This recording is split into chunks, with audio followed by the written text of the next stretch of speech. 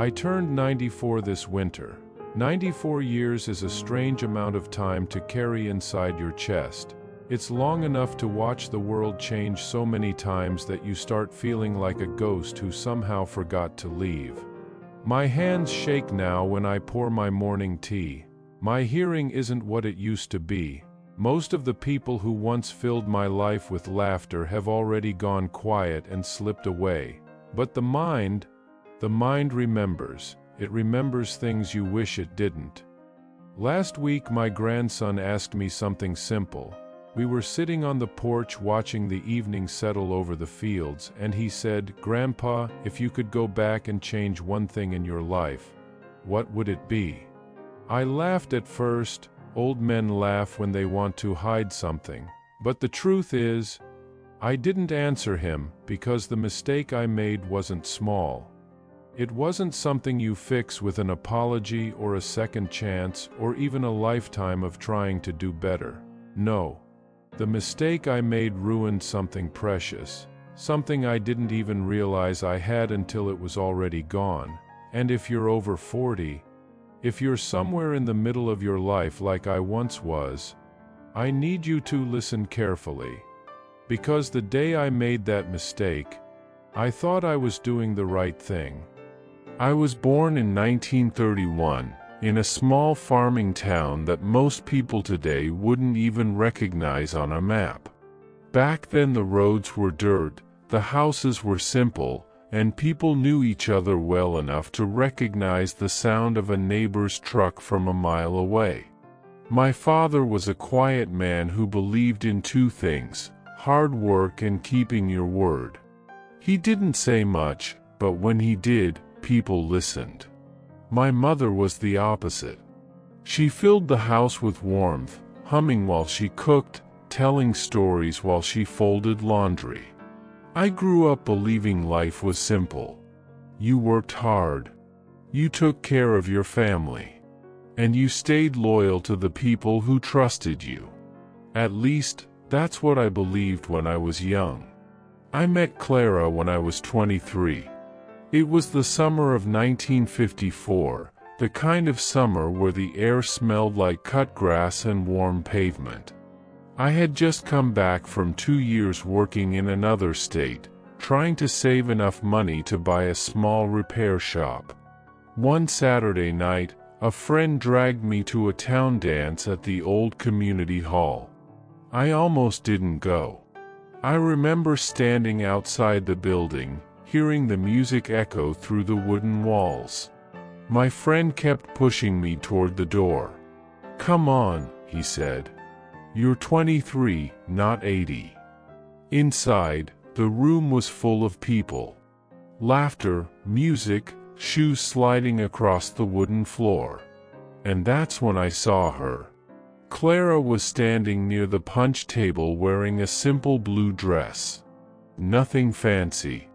But there was something about the way she carried herself. Calm. Gentle. Like she didn't need attention to feel comfortable. I must have stared too long, because my friend elbowed me. "Well," he whispered. "You gonna talk to her or just admire her from across the room all night?" My heart was pounding harder than it should have. But I walked over anyway. "Would you like to dance?" I asked. She smiled. Not a big dramatic smile. Just a soft one. "I was wondering how long it would take you to ask," she said. That was Clara. She had a quiet humor about her. The kind that sneaks up on you. We danced 3 times that night. Then we sat outside on the steps of the hall talking until the music stopped and the lights inside went dark. She told me she worked at the town library. I told her about my dream of opening a repair shop.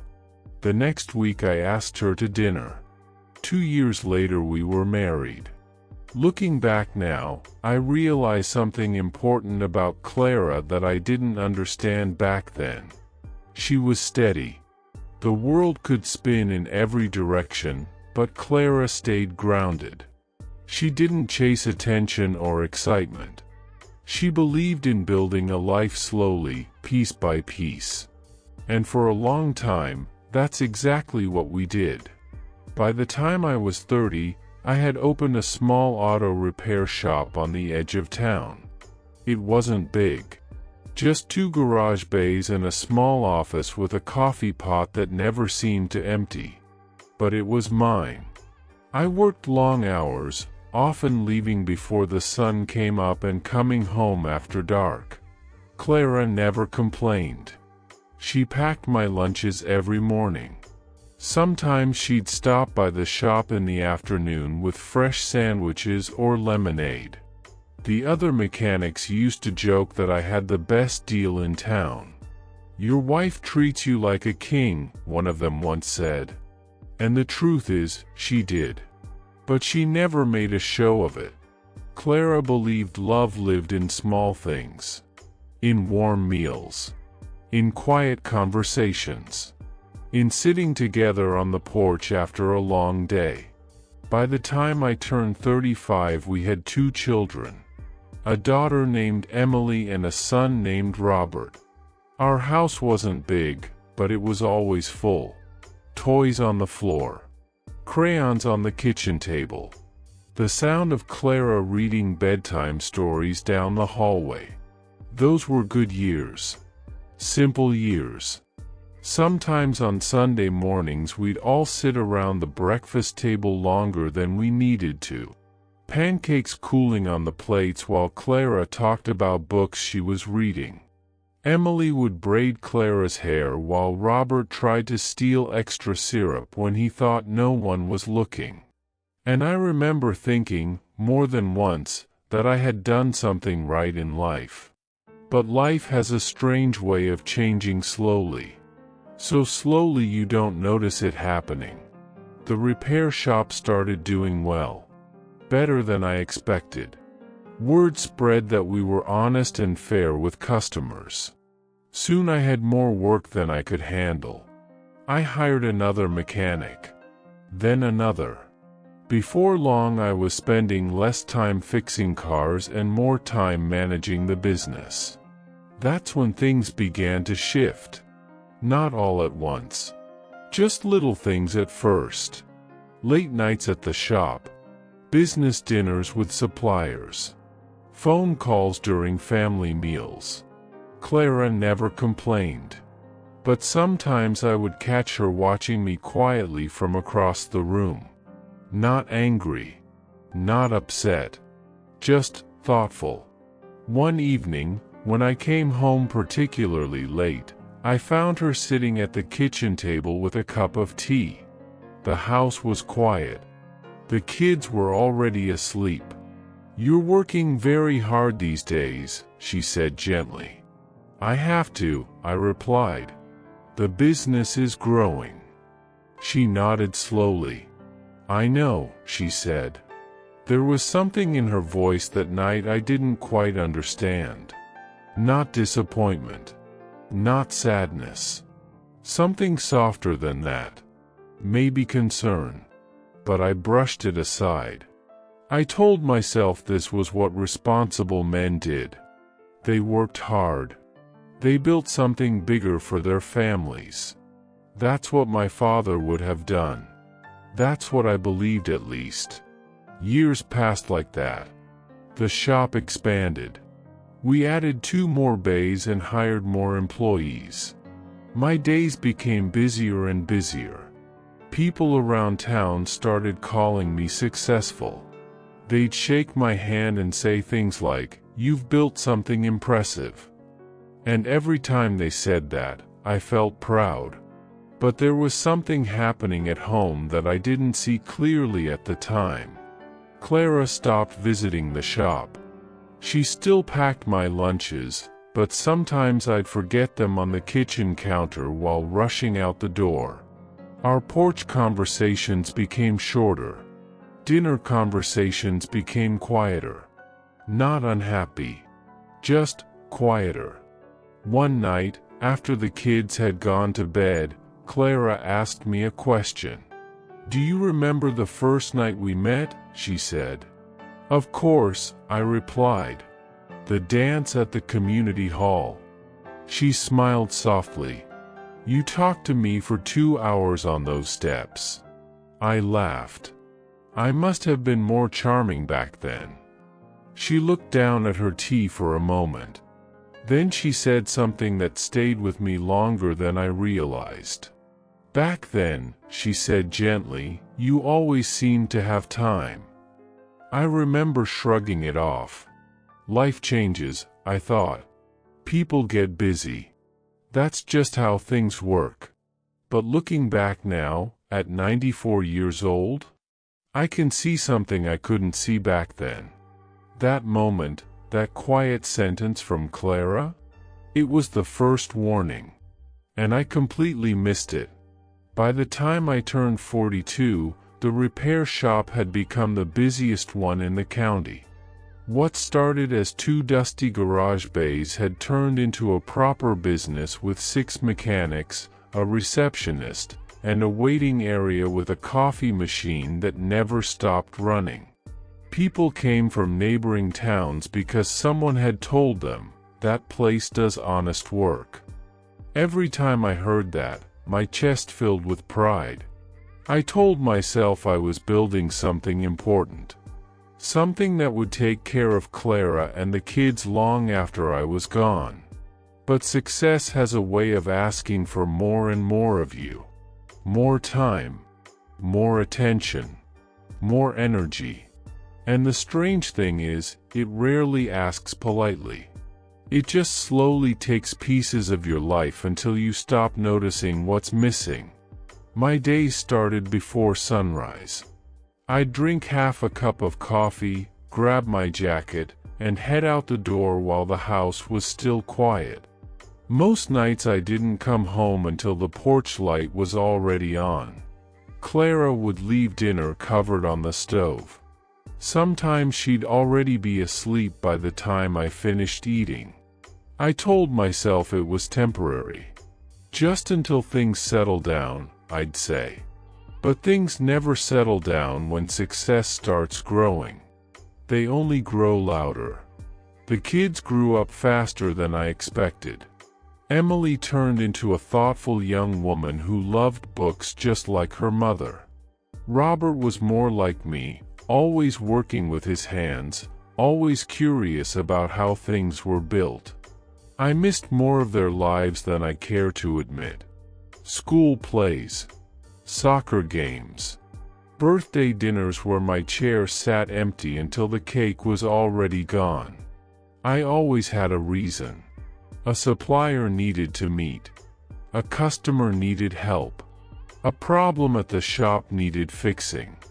And every time Clara would tell the kids the same thing. Your father is working hard for us. She defended me more than I deserved. I remember one evening clearly. It was Emily's 17th birthday. Clara had planned a dinner at home. Just the 4 of us. Roast chicken, mashed potatoes, Emily's favorite chocolate cake. I promised I'd be there by 6. At 5:30 a delivery truck broke down right in front of the shop. A big job. The driver was desperate to get back on the road. I told myself I'd fix it quickly. 1 hour turned into 2.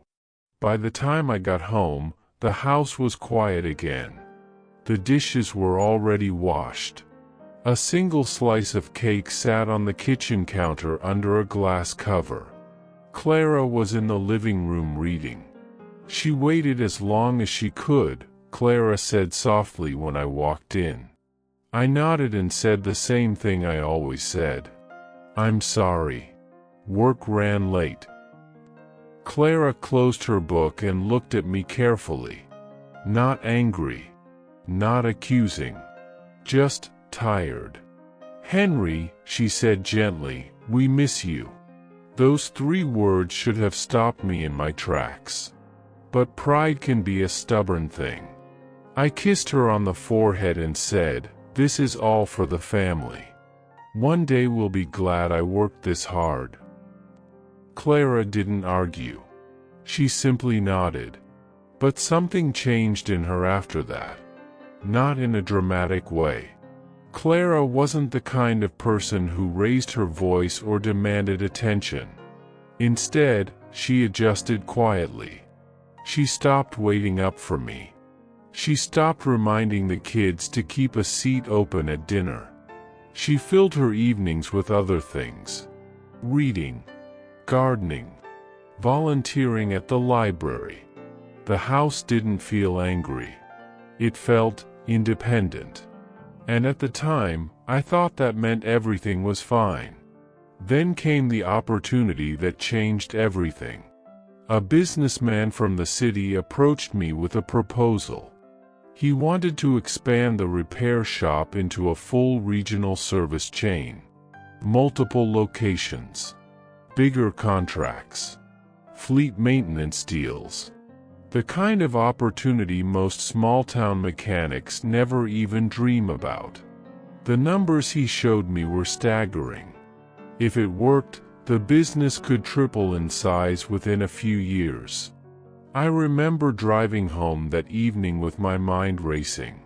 Success like that would change our lives completely. Better house. College funds for the kids. Financial security forever. When I walked into the kitchen, Clara was slicing apples at the counter. "I have something big to tell you," I said. She listened quietly while I explained the plan. The expansion. The investors. The travel it would require. When I finished, she wiped her hands on a towel and leaned against the counter. "That sounds like a lot of responsibility," she said. "It is," I replied. "But it's the opportunity of a lifetime." She was silent for a moment. Then she asked a question I didn't expect. "Will it mean even more time away?" I hesitated. "Well, at first, yes." "How much more?" "Some travel. Longer hours. But only for a while." Clara looked out the window toward the dark backyard. The porch light cast a soft circle on the grass. "Henry," she said quietly, "do you remember when the shop was just 2 bays?" "Of course. You used to come home with grease on your hands and stories about the customers." I smiled a little at that memory. "You used to laugh more," she added. I shrugged. "That's what success requires."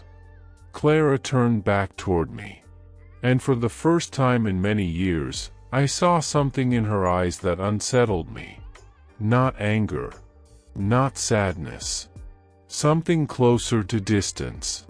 "Just promise me one thing," she said. "What?"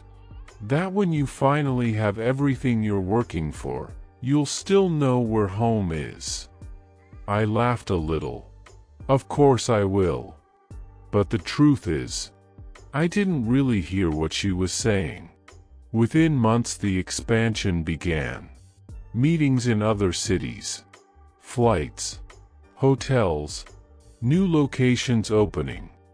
The business grew faster than anyone expected. People started calling me a success story. Magazines even wrote a short article about the mechanic who built an empire. But every success came with a cost. More time away. More late nights. More empty chairs at the dinner table. Robert eventually joined the business after high school. Emily moved to another state for college. The house grew quieter. Clara filled the silence with her own life. Library events. Community work. Long walks in the evening. Sometimes I'd come home late and see her sitting alone on the porch swing, looking out at the dark yard. "You're still awake?" I'd ask. She'd smile gently. "I like the quiet." I thought she meant peaceful quiet. But I understand now. It was lonely quiet. Then one autumn evening, when I was 48 years old, something happened that forced me to face a truth I had been avoiding for years. I came home earlier than usual. The house was dark. Clara's car was gone. And sitting on the kitchen table was a letter. For a long time, I just stood there staring at that envelope on the kitchen table. It wasn't dramatic. Just a simple white envelope with my name written on the front in Clara's neat handwriting. Henry. My first thought was that she had gone somewhere for the evening. Maybe a library meeting or dinner with friends. But something about the quiet house felt different. Heavier. I picked up the envelope slowly and opened it. The letter inside wasn't long. Clara never believed in unnecessary words. She wrote, "Henry, I hope when you read this, you'll sit down for a moment and really think about the life we've been living. I'm not angry with you. I haven't been for a long time. But somewhere along the way, we stopped being part of the same life. You built something very big and very impressive. I'm proud of you for that. But I can't keep waiting for the day when you finally come home. So I'm going to spend some time with my sister for a while. Not because I stopped loving you, but because I need to remember who I am when I'm not waiting for someone." Clara, I must have read that letter 10 times that night, each time hoping I misunderstood it. But the truth was painfully simple. Clara wasn't leaving in anger.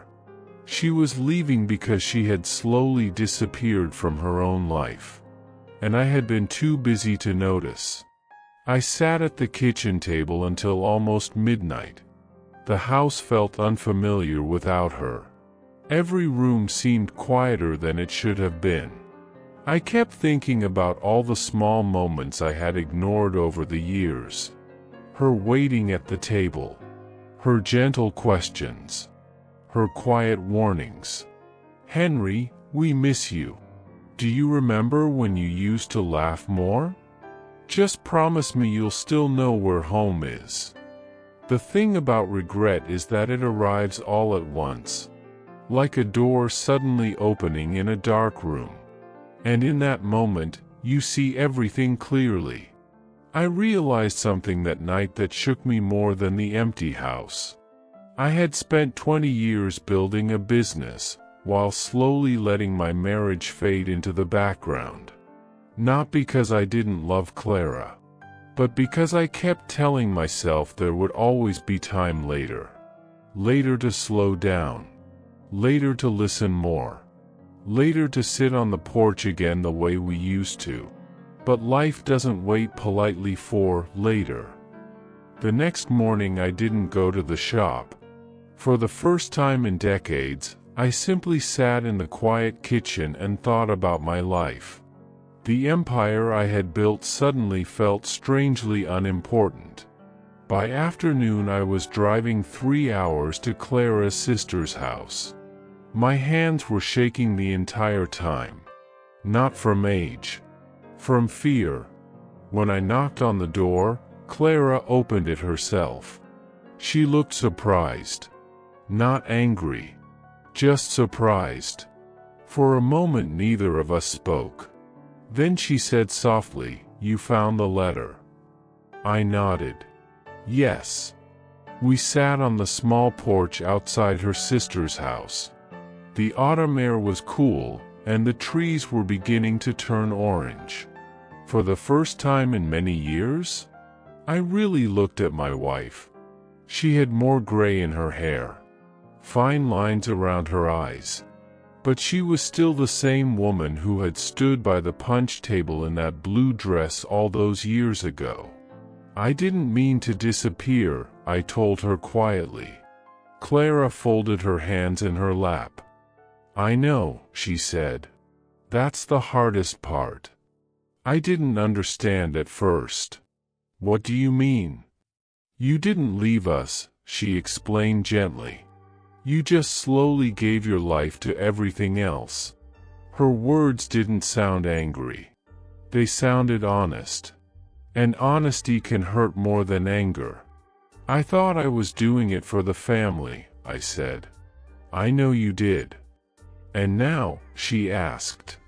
That question sat between us for a long time. Finally, I answered the only way I could. I think I forgot what mattered most. Clara didn't respond right away. The wind moved softly through the trees around the porch. Then she said something I'll never forget. Success isn't wrong, Henry. But love needs time. We talked for hours that day. About the early years. About the kids. About the quiet ways our lives had drifted apart. I apologized more times than I can remember. Not in grand speeches. Just simple, honest apologies. Eventually Clara said something that surprised me. I never stopped loving you, she said. But I needed to see if you still remembered how to be here. So I made the hardest decision of my life. Within 6 months I stepped away from the expansion company. Sold most of my ownership. Returned the main shop to Robert. People in town thought I had lost my mind. You're walking away from millions, one investor told me. Maybe I was. But I had already walked away from something far more valuable once. I wasn't going to make that mistake twice. Clara and I moved back into the same small house. Life became slower again. Mornings with coffee. Evenings on the porch. Quiet conversations that had been missing for years. It wasn't perfect. Some wounds take time to soften. But we found each other again in the small spaces of everyday life. Clara passed away 12 years ago. Peacefully. In the same house where we raised our children. Sometimes I still sit on the porch in the evenings the way we used to. And I think about that letter. About the moment I almost lost everything that truly mattered. That's why I'm telling you this now.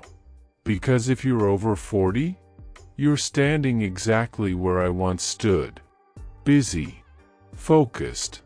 Building something important. And there's nothing wrong with that. But listen to an old man who learned too late. Success will always ask for more of your time. Work will always give you another reason to stay late. But the people who love you, they won't ask forever. One day they simply stop waiting. So if someone in your life is sitting across the table tonight, if someone is quietly hoping you'll put the phone down, close the laptop, or come home a little earlier, don't make the mistake I made. Because one day you might wake up at 94 years old and realize the most important moments of your life were the ones you almost worked straight past.